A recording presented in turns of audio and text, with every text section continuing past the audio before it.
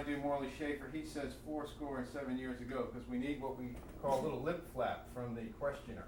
From me? You. And the Okay. person answering will not answer. Okay? This is to simulate questions in case they need to be inserted later. Okay. So I should, Okay. when you tell me when, I should say 7 Say when. Say when. Go ahead. Yeah. Just chat about anything. The weather. Isn't it Weather, interesting that my air conditioner broke on the very morning that we needed it most? And it's how- most humid. No, you're not allowed to talk. Oops. But you're going to be a rapt listener. We need about 15, 20 seconds of this. Should we start again? Yes, just anything. We're not actually seeing you talk. We just see your, what we call lip flap. on the My lip side. flap? Yeah. Oh, Okay. well, should I be practicing my lip flap as I talk? Yeah? How is my lip flap? 7 years ago, my lip flap was probably no better than it is today. Am I supposed to keep talking? Yeah, Just keep talking. Well, Dorothy, here we are, saying absolutely nothing. You can't even talk to me, and I'm talking to you.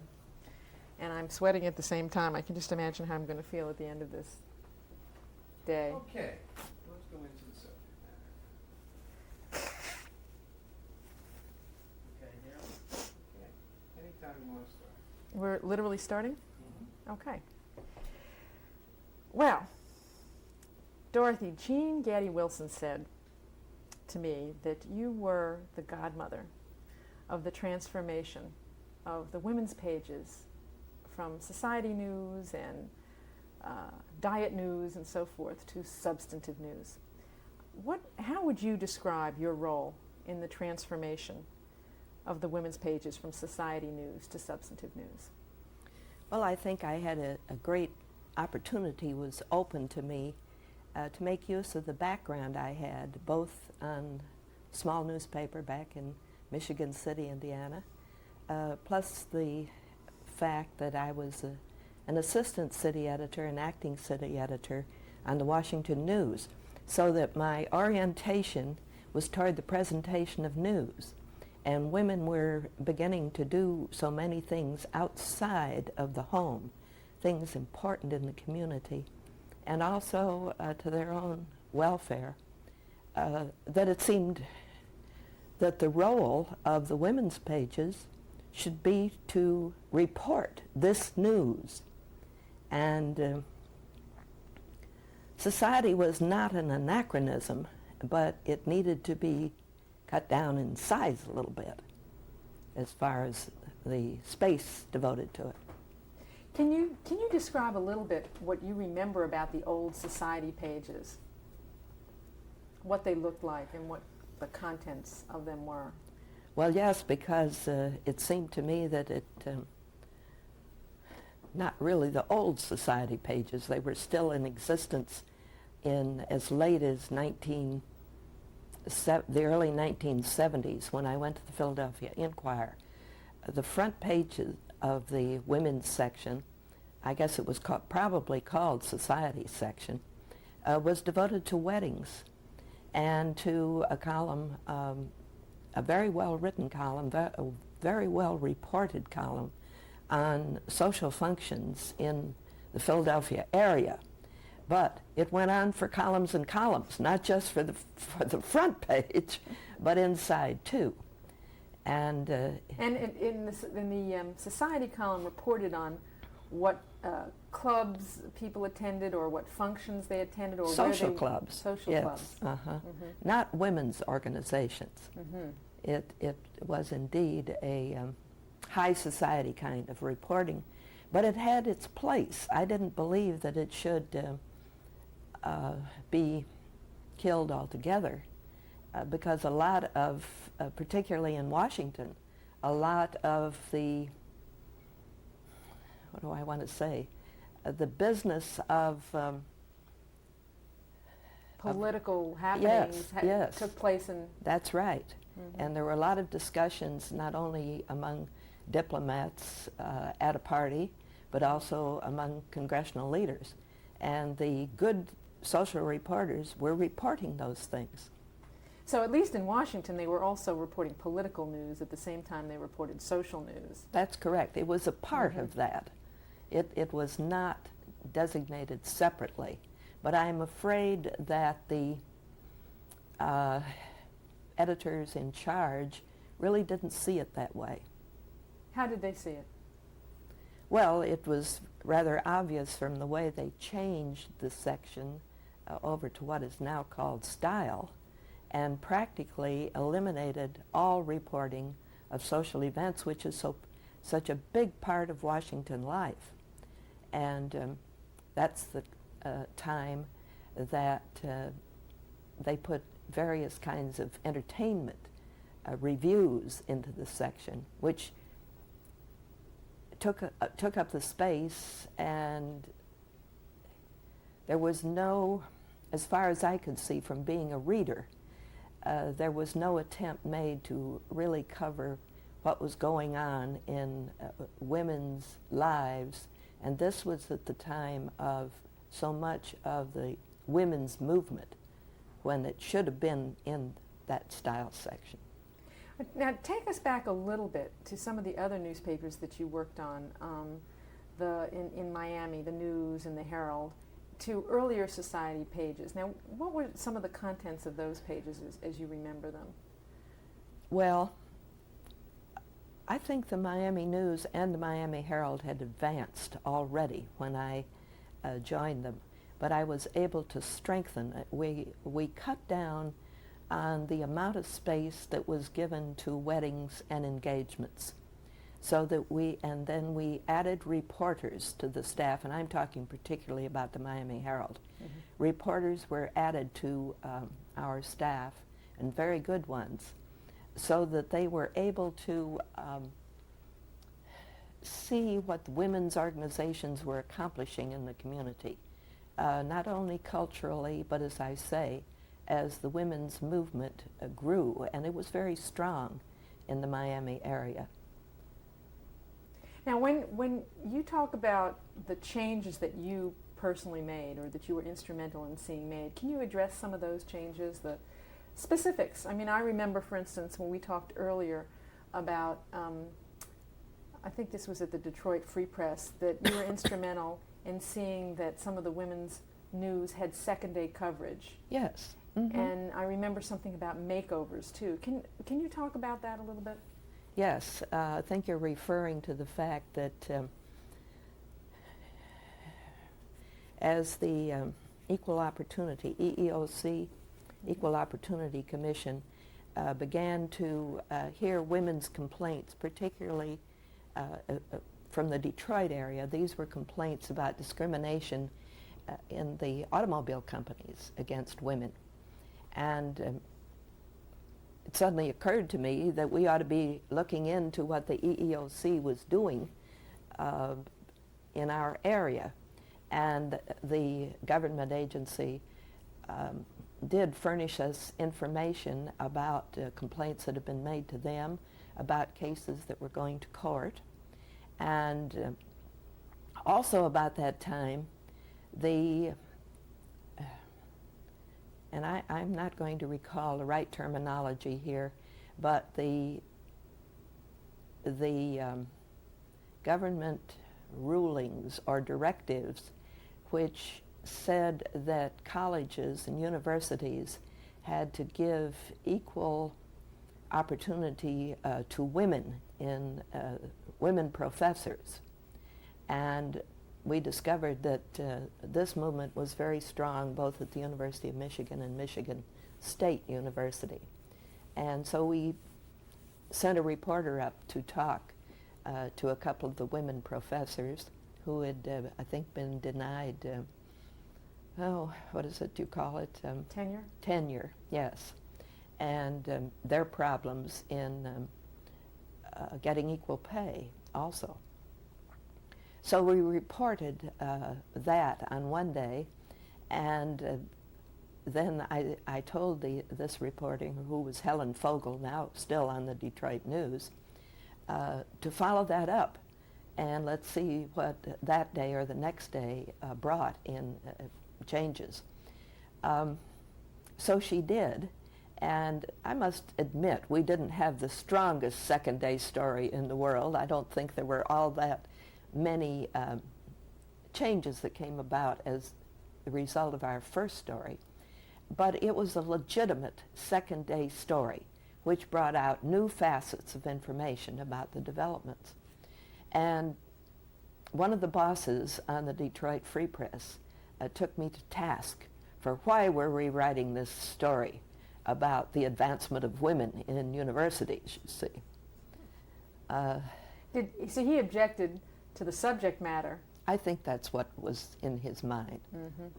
Was that really a first for that paper, too, to cover something as Well, controversial the as city that? desk had not been doing it. Mm-hmm. And as a matter of fact, I think we entered a lot of areas that the city desk probably didn't have the staff or the time to report on these things, or maybe were not as much aware of what was happening among women in the UAW, for instance, or in the level of professors in the University of Michigan. You really had to get in there and be a part, an observer, sure, but accepted, win the confidence of the people and understand where they were, what they were doing. And then you could have a basis of a factual story on these things. Mm-hmm. I don't think the newsroom had time or interest in these. Well, and do you think that was in particular because they were women's issues? Or do you think it was... That may have had a large part to do with it. Because certainly pay issues have been of interest to city-side sections of the paper in the past. Not necessarily pay issues as they related to women. Exactly, my point. Mm-hmm. Can you remember some of the other stories that you began to cover that perhaps raised the ire of management in the papers that you worked for? Well, I think we were treading perhaps on marginal ground when we began to report on the development of human sensitivity training. You remember there was a period, and in the Detroit area, these training sessions, which lasted for a week, as I recall it, were initiated by the Junior League. And certainly the city side would not have been interested in anything the Junior League was doing unless it had been somebody absconded with the charitable funds. But I sent a reporter to attend one of these sessions, and she wrote her own experiences. I think that was sort of sensational as far as the male news editors were concerned. And I recall that we ran the story of a woman who's now a senior editor on one of the top magazines in the country, who wrote about her early psychological difficulties and hiding in the closet. It was a very personal story, and I remember the city editor not the city editor, he was the managing editor, who came to me and said, that didn't have any part in a newspaper. Fortunately, the executive editor knew that he had called me down on this, and he complimented me on running this story. I also remember another cutting-edge kind of a story that you mentioned before about covering the issue of homosexuality in the Detroit schools. Oh, yes. Was that another troublesome spot for you along the way? Yes, it was kind of interesting. I had learned, well, I knew that good things were going on in the Detroit public schools, and I regret to say that apparently they're not continuing. But at that time, I was able to employ a couple of women on a part-time basis who were teachers and also journalists. And they did columns and also some kind of news stories as to new programs that were being initiated in the schools. And one of these had to do with homosexuality. Do you remember what year this was? How far back this goes? 'Cause well, I went there in after '59, so I would guess it was maybe '65, somewhere in there. which was certainly a tough issue to address back in 1965. Oh yes, Your homosexuality is a word you did not mention. Mhm. You scarcely mentioned the word sex in a newspaper. anyway, these two women wrote about the kind of courses and in what grades they were being offered, not offered, but included in the academic program. So I had, of course, to tell the managing editor that we had this series of 5 or 6 stories which dealt with what the public schools were doing. And I wanted to use the word homosexuality and include it probably in the headline. And this managing editor was astounded, overcome, overwhelmed, didn't know how to combat this. The only way that I was able to resolve the problem was to use a little, what we called a kicker or overline on the main headline, was to say how to raise more manly sons, which seemed ridiculous to me. I also remember you're mentioning something about coverage of news in the black community when you were at one of the Miami papers. Yes. And that, it seems to me at the time you were there, was also pretty much a no-no. I mean, the black community's interests and concerns were not addressed in the paper. Is that correct? They were ignored. Ignored. Just like women's things were ignored. Mm-hmm. We were just we weren't a part of the living, breathing community. Nobody saw us. But it was possible. I think we started. I had a wonderful older woman who was excellent on interviews and certainly had no bias, racial bias. And I remember she did an interview with Lena Horne, who at that time was appearing at one of the top Miami Beach hotels. I can't recall the name of it now, but really the top one. She was not allowed to stay overnight there. She had to stay back in Miami at the Black Hotel. But she did this woman, Beatrice Washburn, who is now deceased, did a wonderful story on Lena Horne. Did she address the issue that Lena Horne was able to appear yes. in the hotel but had to sleep elsewhere? Yes. She did? Oh, yes. That was a brave thing to do. Mm-hmm. Well, we had very understanding. Lee Hills was our executive editor there, and he was an excellent editor and would have no objection to that. We did not write a headline on that subject. No. There were also a couple of other cutting issues that you addressed too. They were child support and unwed mothers. Do you remember some of those that were stories that you assigned to reporters in the papers that you worked on? And yes, I think particularly in Detroit, where there was a real movement to do something about the problem of unwed mothers, education, making them better mothers, hopefully reducing the number of unwed mothers in the community. And so we could report on, and I remember this home that was established about, this would have been about 1967. It was called the Lulabelle Stewart Home, and I helped name it. Lulabelle Stewart had been a black woman doctor in the community who was celebrated, not widely in the community, but in the black community she was celebrated. And they had some very fine programs for women. And again, the schools in Detroit were trying to help unwed mothers. I don't know that they went so far as to have daycare for the infants at that time as I think they have done in later years. Mm-hmm. You were also instrumental in instituting something in the women's pages that were called makeovers. I mentioned it earlier. Can you explain what makeovers were and why that was unusual for the women's pages during your tenure? Well, I don't think anybody, as far as I know, nobody before had done this. But I knew that sports sections and the news sections of the paper could get news in that maybe happened at 10, 12 o'clock at night. Mm-hmm. But we and the women's pages were supposed to have our final deadline would be about noon or certainly no later than 2. in the afternoon. And yet there were, and I think we did this more in the social end, in covering society news.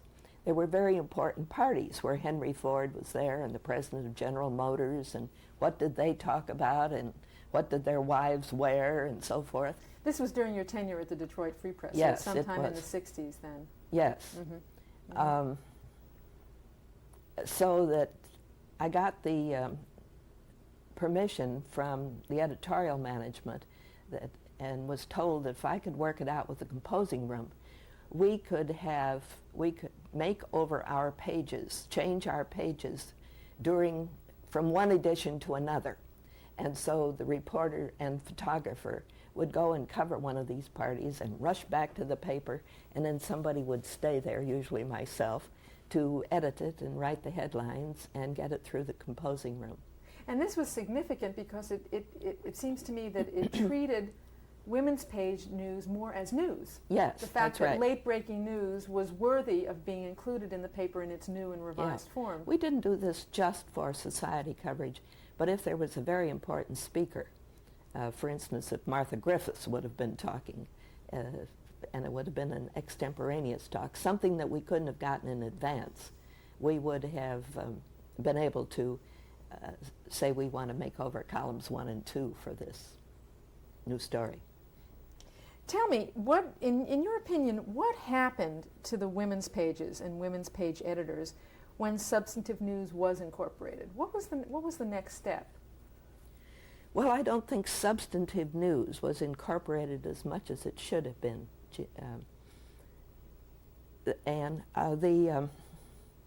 There were some newspapers that were doing what we were doing in Miami and in Detroit, in writing about significant events that women were particularly interested in, or that were particularly important to the family. And you could generally get a news handle for something like that. But not many newspapers had encouraged women's editors to do anything like it. For one thing, well, there are a couple of reasons for that. As long as women's pages and women's editors didn't complicate the life of the managing editor or the executive editor, it was hands off. You know, why bother with these things? It's going along all right. Let's not stir up a fuss. So as long as pictures of engaged couples and weddings filled up those pages and the advertisers were happy with that, they let well enough alone.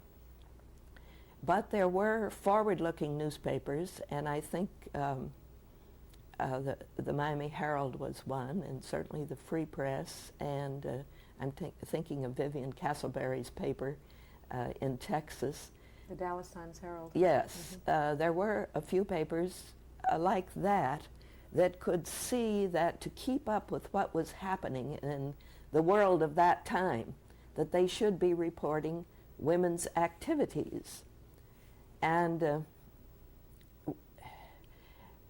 but I think that probably what happened, the Washington Post was very influential in not carrying through with that movement. I guess they thought that they had too much society news, and they probably did. But they didn't go along with the track that I think was important and was lost to readers as a result of what the Washington Post did. They made a survey throughout the country got ideas from various editors on it, and they established their style section and cut down their society news, but replaced it with entertainment stories, movie reviews, cultural events, which are important, but it took the space away from what should have been real news hard news reporting in the women's areas. And what happened to that hard news reporting? Did it disappear entirely? The women's movement did not help any at this point. Gloria Steinem and Bella Abzug probably, although I remember Steinem's efforts more. they maintained that women's news should be treated like any other news and should appear throughout the newspaper on page 1 or the local pages and so forth. In theory, that was fine, but it didn't work out in practice. It simply disappeared from newspapers. So you feel that this was a loss. This was Oh, a yes. turning point in American journalism, and it was a loss. Yes, is that I think correct? it was a great loss to the readers, and probably a loss, as far as the newspapers were concerned, in the interest of the reader in the newspaper. So you feel that the substantive news on women's pages were of interest to the general readership. Did you feel that that was so? I want to say that it could have been well done. It had the potential, is what It you're had the saying. potential. And if there was a speaker, or if something happened at the PTA that would have been influential or important to family life, now that should have been reported, and well reported, and should have been of interest to both men and women. Can we stop here for a second?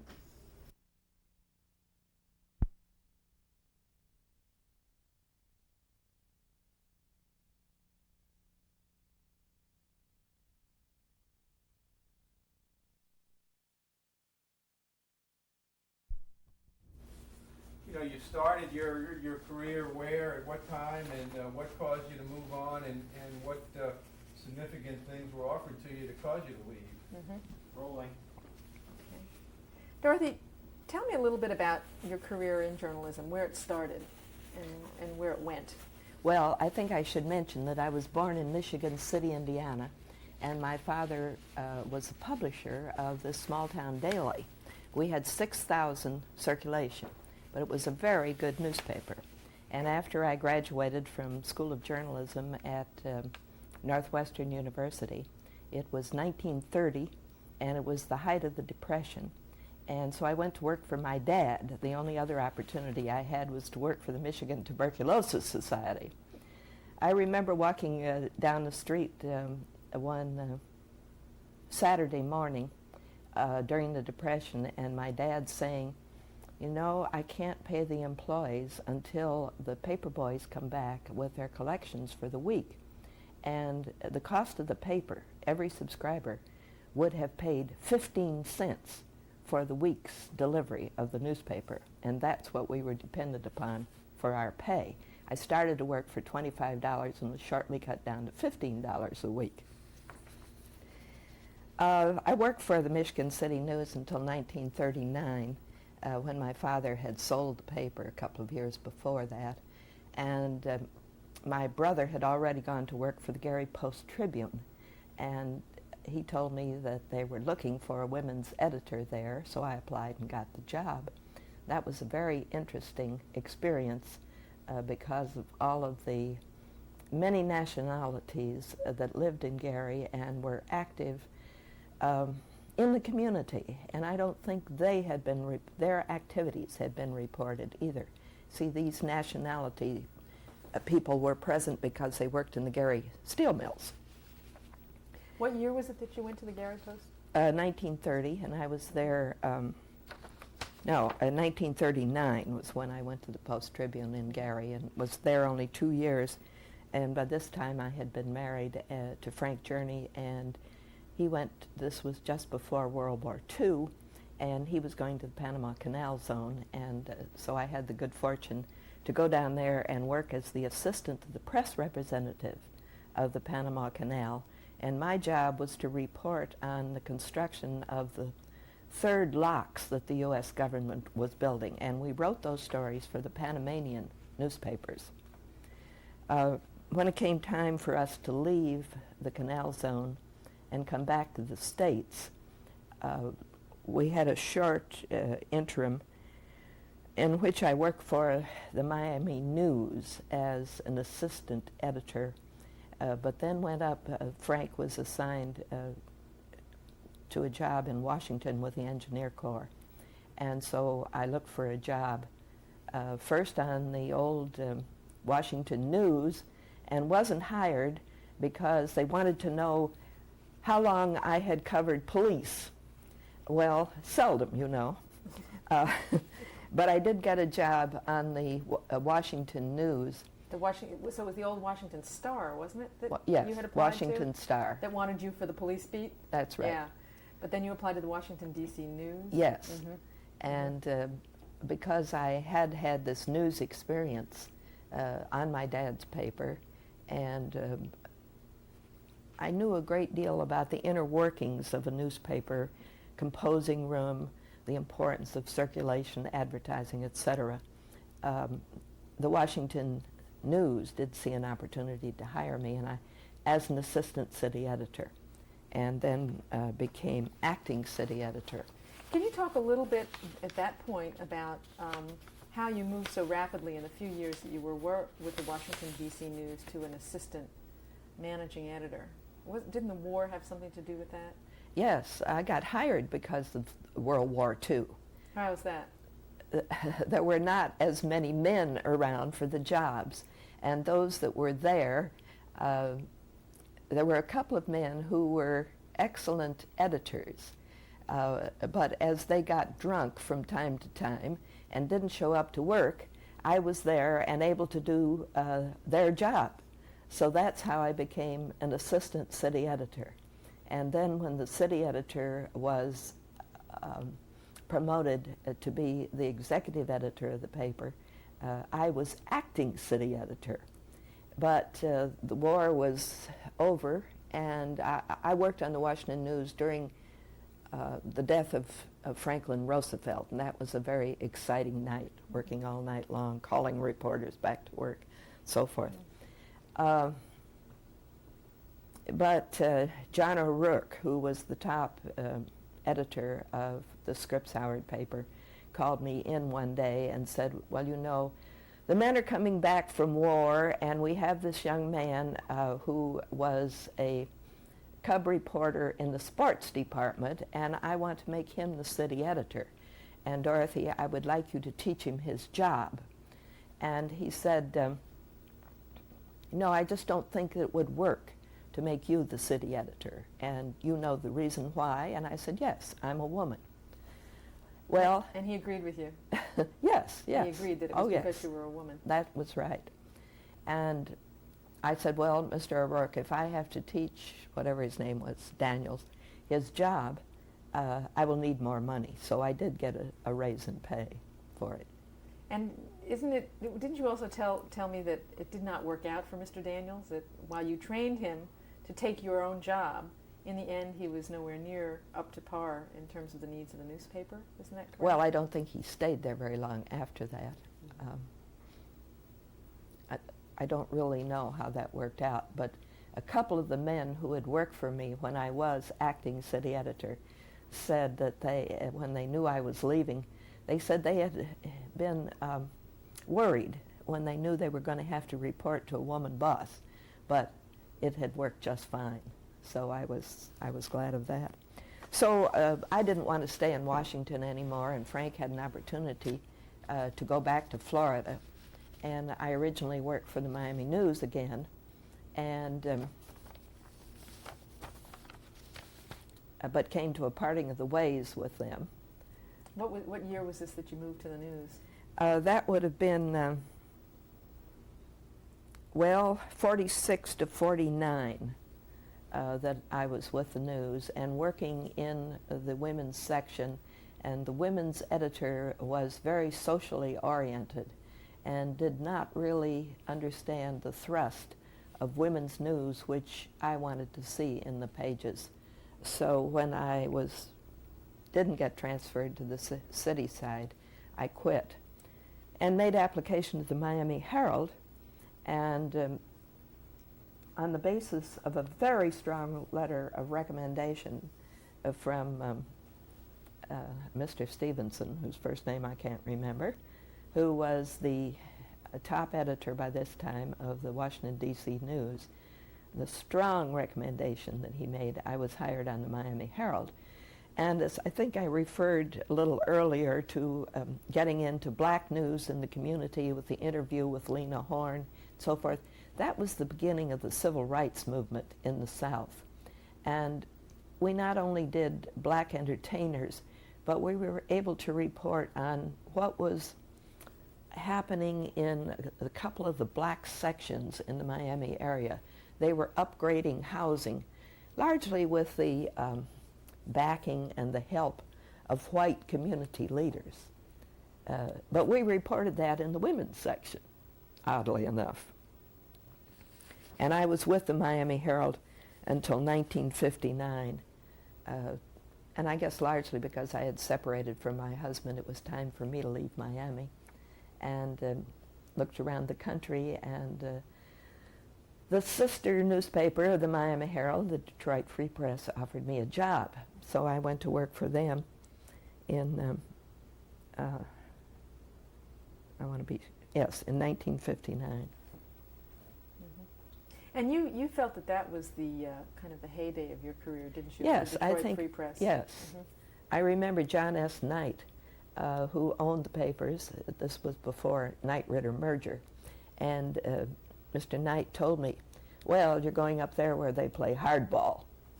And that was true. The staff was large and it was excellent. And Kurt Ludke, who was became an executive editor there, made it possible to hire more good people in that section. So we really had top flight men and women reporters in what was generally called the women's section. It had been called the family section when I went there. I wanted to change it back to For and About Women because I felt it was more personal. Family was sort of, there wasn't as much emphasis on upgrading the family and the problems of the family at that time, and that would have been, let's see, what year did I say? I went up there in 59, the early 60s. There wasn't that much emphasis on the family. So we changed it back to For and About Women. Was that more successful? Well, I thought it focused our story planning better. And under that, we could do lots of community news because men were pretty busy earning livings, and the women were more into cultural and community affairs. And of course, we did a lot of reporting from the colleges and universities in Detroit, Wayne State University, Mercy College, University of Detroit. It was, I think, to my knowledge, that was the first time, at least, which I had really tried to get news from the academic community. And I guess I was not aware of the development of academic outreach. And, in many cases, were ahead of what the community was doing. And yet had a strong influence on the community. Yes, that's right, if the community knew about it.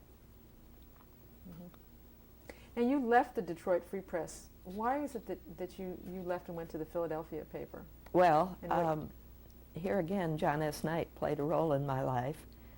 Gene Roberts, who was the executive editor of the Philadelphia Inquirer, had been there, Mr. Knight had owned the Philadelphia Inquirer only about 2 years, and it was a paper that was very run down. And the publisher of the paper was not so much interested in making a good newspaper as he was in his social position in the community of Philadelphia, so that he did not strengthen the paper. And when the Knight family went in there, we had to rebuild the paper editorially. The Bulletin, of course, was an extremely strong competitor, and I guess had greater circulation than the Inquirer had. So Gene Roberts, in talking to Mr. Knight, was talking about his problems in, I guess they called it the women's section, or For and About Women. And Gene told me that Mr. Knight said, well, why don't you just get Madam Jurney and let her strengthen your section. So that's how I got to the Inquirer. By this time, I was approaching retirement age.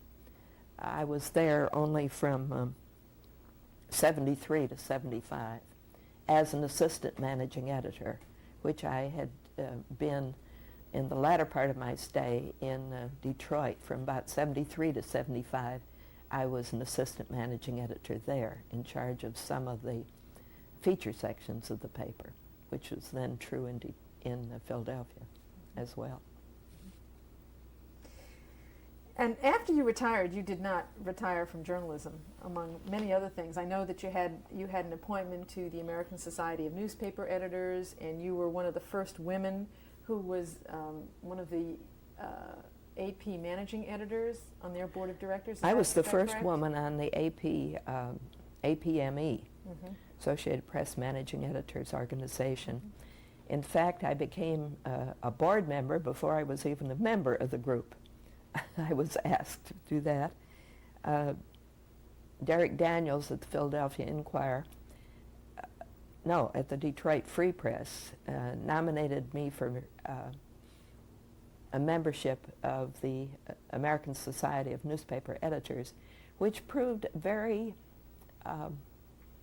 important to me, not only in newspapers but afterward. I think when we talked before, we did not, or I pointed out that women did not have an opportunity. Women's editors had no organization in which they could share ideas and experiences on a paper. But getting to the ASNE meetings, I could see why some of these men were so smart. They got all of these ideas at this professional meeting. It also made it possible for me to know a lot of the top editors and publishers in the country, which was very valuable to me in doing, for instance, I see you have there the tabloid paper on New Directions for News. I wanted to talk about that a little bit. In the early 80s, I know that you and Catherine East decided to do a study of newspaper coverage of women's issues that resulted in this New Directions for News publication in September of 1983. And I have to tell you, I've always said that the cover of this thing is probably the most perfect example of how one large picture is worth more than 1,000 words. And it shows these various desks. You know, at a newspaper, there's the metropolitan coverage and the business coverage and sports coverage and government coverage. And in each one of these desks, there's a guy with a computer and a typewriter and, you know, the sort of the up-to-date technology of how you report news at a newspaper. The last desk is women's coverage, and it shows this Neanderthal-looking fellow with a beat-up old typewriter on a rock and some sort of old-fashioned telephone next to him, which, just as I said, says it all. I mean, it relegates women's coverage to the place that it had always been in American journalism. But the point of this study wasn't just to be funny. I mean, the point of this study is maybe something you'd like to tell us a little bit about, why you and Catherine undertook this study. Well, Catherine East and Virginia Allen called me one day to come and meet with them, and they wanted to know what role newspapers had played in the defeat of the Equal Rights Amendment, which Martha Griffiths had maneuvered through Congress, and then the states failed to ratify it in sufficient number. So I said, well, we can't study just Equal Rights Amendment coverage because we will not be credible with the male editors of the country. We have to have more issues. So in the end, we took 6 different issues which were important, as we said, at the time to women. We now say 6 issues, 6 social issues, you see, important in America. Right. Can you list those? Do you remember what I'd the have 6 to look. issues are? I think I know most of them. There was the ERA, there was Title IX, there was education, there was housing, Family issues, family law issues, and I think I failed on the 6th one. Not equal pay for equal right. Oh, comparable worth, right. Yeah, comparable worth. Comparable worth was the 6th one, right.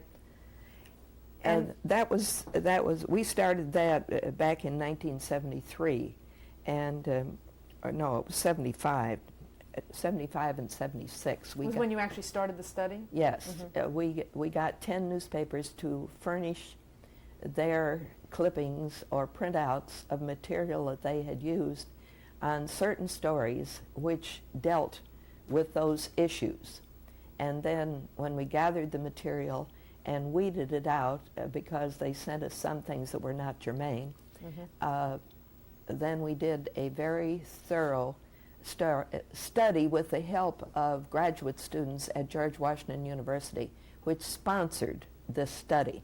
And of course, in the end, we found that unless there was confrontation or some combativeness in the news, the papers weren't really very interested in reporting it, or they cut all of the substantive issues out of the story. And I had a lot of women reporters, women who went to the IWI International Women's Year Conference in Copenhagen particularly complained about the reporting.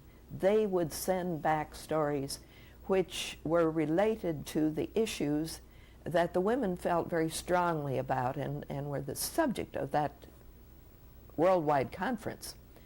But what the editors back home would pick out would be that part that showed that the Israeli women walked out or the Muslim women walked out of the conference. Or that they were fighting with each other. Yes. And so a part of our report in this tabloid paper, our findings in '83, had to do with the fact that new directions for news were then and are now essential if newspapers are going to succeed in interesting their readers. They have got to learn the ways to report on the things that are important in our democracy and do it in a way that readers will be interested, will read the paper to find out this news. Because while the electronic media does a good job of spot reporting, even the more in-depth reporting on television, you can't go back to it and say, now, what was that point? Did he really or did she really say that? But in a newspaper, you can do that. And what grew out of this thing in '83 is the current program, also called New Directions for News, which is headquartered at the University of Missouri and is now, well, I think this current year we were supported to the extent of foundation and individual newspaper contributions of about $320,000 to conduct what is now called a think tank to develop story ideas, to learn how to reach the newspaper reader of tomorrow. And wasn't New Directions for News instrumental too in seeing that reporters weren't just general reporters anymore, that they also became expert in certain areas? For instance, if Supreme Court decisions are going to be handed down as they are on an annual basis, there need to be reporters who are, if not lawyers themselves, are trained in understanding and reporting on the law. You're absolutely and right. Science and medicine. Wasn't New Direction for News instrumental in seeing that? Well, some I of that think came as about far too? as reporting on the Supreme Court, I think the Supreme Court itself saw that newspapers were not understanding the significance and the various aspects of many of the rulings of the Supreme Court. And they brought this to the attention of the newspapers in the country, and they had developed some kind of mechanism to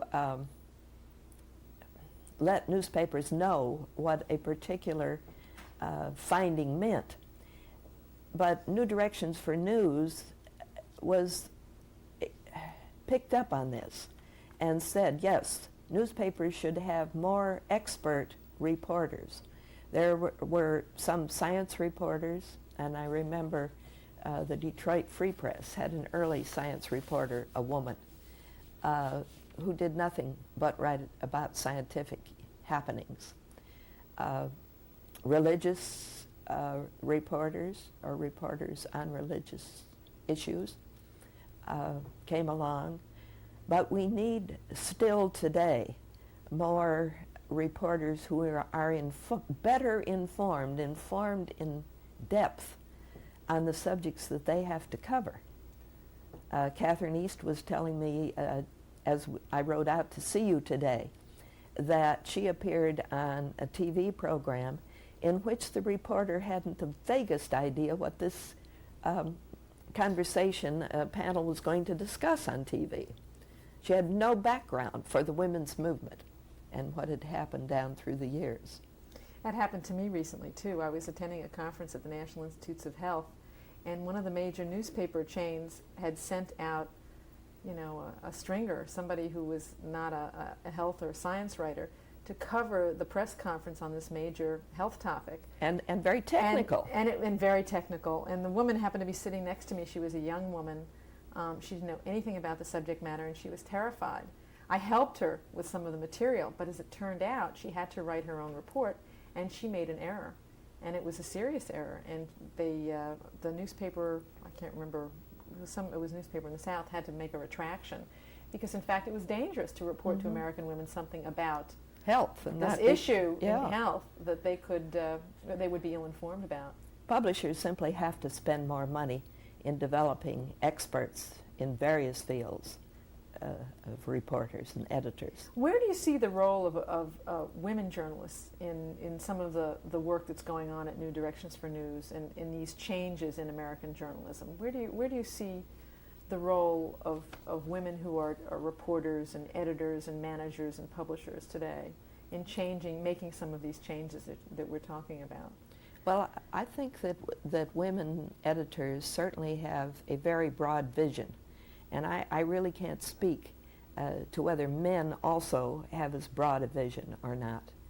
But because of women's acculturation and experiences in life, they know that there is more to living than what happens in the police court and the fire stations and the government buildings in state legislatures.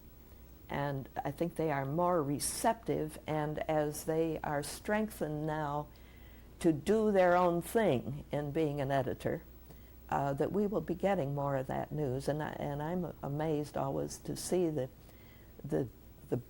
breadth of stories that are in the New York Times, which used to be such the gray New York Times. Now has some very human stories on page 1. How do you see? Excuse me, now we have 3 minutes. Yeah, good, because I'm coming to the last question. It'll be perfect. What do you see as the vital role of newspapers in American society? Oh, well, I think that it's so important to have better newspapers, to give readers better information, because I think our democracy depends upon it. I see newspapers as a adult education, and I think it is a mistake if newspapers are going to try to appeal only to the best educated people in the community, as I saw advocated in this week's Editor and Publisher. It may be easier to sell newspapers to them. Certainly there will have to be less emphasis on sex is the only word I can think of, sexy type stories. I don't want to use the word pornographic, but I can't.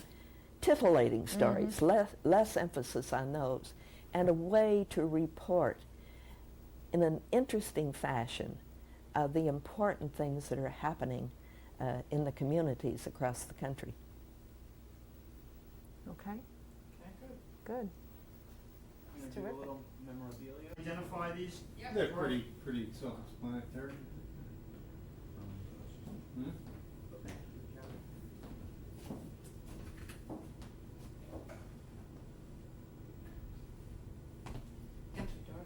I think they're self-explanatory. Yeah, I don't think we need a whole lot of questions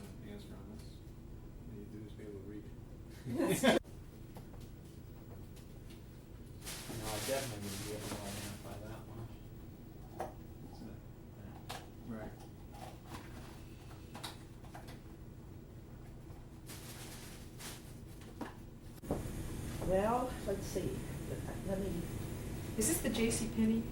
yeah, this No. was, no, it was this, It goes with that? yes. Oh, I see, Mhm. okay. So I need to know that date, I guess. Okay, well, let me get that. I'll read it to you, 1988, 11th of November. Okay. Given at Columbia, Missouri, the 11th of November, 1988. Are you ready? Yes. We already did it. All right. Yeah, no, wait a minute, No, she has to tell you what it is, Okay, though. yeah, it goes with the flag. It goes with the flag. Okay. Well, in November, 2 years ago, 1988, I did indeed get an honor award for distinguished service in journalism. I was very proud of this. There were 6 of us, I believe, who were honored that day. And along with the plaque, we were given this medal from the university, which says the same thing, for distinguished service in journalism.